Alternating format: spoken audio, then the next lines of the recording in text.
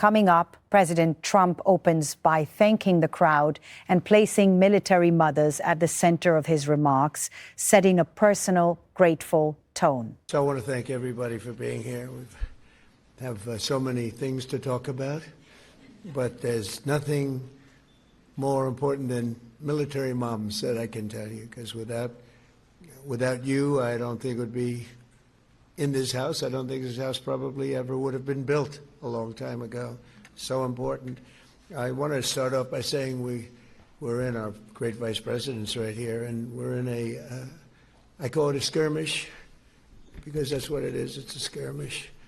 And we're doing unbelievably well, as we did in Venezuela, where it was rapid, over in one day. And we're doing pretty much equally as well, I would say, larger. But we're doing very well in Iran. It's going very smoothly, and we'll see what happens. They want to make a deal. They want to negotiate. And I think that military mothers would want to hear that. Do you agree? I think it's appropriate. Somebody would say, oh, that's not appropriate. I think military mothers want to hear about this stuff. And we have the greatest. And we have the greatest. We have the greatest military that we've ever had. We have the greatest military in the world by far. There's nobody even close. And I think we've displayed that. I built the military in my first term, much of it. It was when I inherited the military, it was like when I inherited the border. The border was a mess, and the military was a mess. A lot of you know that because you were there to witness it. And now we have the strongest military that we've ever had. We're just getting a approval of $1.5 trillion to upgrade our military still further. But when I was spending all that money in my first term, it was a great term, a very unbelievable term. We had the best economic numbers that the country's ever had. Now we're going to blow them away. He emphasizes that nothing matters more than military moms, crediting their role in his life and underscoring family and service as central themes. We're blowing them away right now. But I built the military in my first term with the help of a lot of great admirals, generals, and everybody else. And I didn't know we'd be using it quite so much, but that's okay, and whatever it is, because in the case of Iran, we're not going to let Iran have a nuclear weapon. And we're not going to let that happen, and we won't let that happen. And so we're dealing with people that want to make a deal very much, and we'll see whether or not they can make a deal that's satisfactory to us. We have it very much under control. The blockade is unbelievable. The Navy's been incredible. The job they did, it's like a wall of steel. Nobody goes through.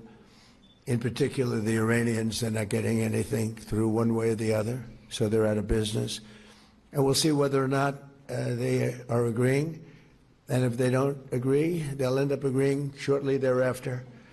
So that's the way it is. And I thought you might want to have a little rundown now. The fake news is all happy because they can hear what we had to say. And I have to say, JD's doing a fantastic job. He's working with us, with him and all of the team, Marco, and we have Steve Witkoff, Jared. We have a whole group, the generals, and General Kane has been fantastic. Pete Hegseth, incredible. We have just a great group of people. CIA, John Ratcliffe, he's great. I think Mrs. Ratcliffe's even here someplace. And are you here, Mrs. Ratcliffe? I think somebody said yes. But we have amazing people. We have an amazing military, and I think it's on display. Sometimes you'd rather not have it be on display, but they're there for a purpose. And the greatest military anywhere in the world, and the world is watching us as we do our thing, and we have the respect. Next, he introduces themes of military strength and support, framing the event around backing the armed forces and the families who serve. Of the world, which we didn't have 2 years ago. We were a laughingstock all over the world. Now we have the hottest country anywhere in the world in every way. So I just want to congratulate you all because you're a big part of it. And I want to thank you, Melania. Amazing the job you've done. She did a little movie. It became the #1 movie. Now, you know. And I can't exaggerate, because if I did, they would be all over. It wasn't number 1, it was number 2, it was number 5.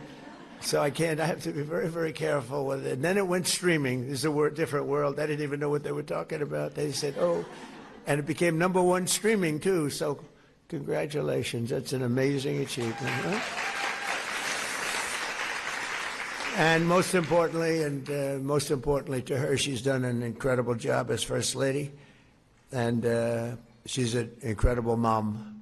She has a little boy who's quite tall. He's a little boy to us, but he's quite tall, right? And he's great, Barron, and she takes great care of him. And thank you. Great mom. Today we're honored to welcome to the White House a group of strong and resilient women who represent the best of our country, the amazing military mothers. So important, and we want to thank you all for being here. So many of you I know are recognized, and I want to thank you very much, because there's nothing like the White House, right? Is it the coolest? And by the way, right behind me, see that? You call it a window or a drape. I call it a knockout panel. Because behind that, in fact, if you want to see it, I think we could work it out, but behind that window is a end drape. In fact, the drapes are so nice, I think I'm going to leave them. How am I going to get a nicer something than that? But that's the entrance to the new ballroom that's being built, which everybody likes.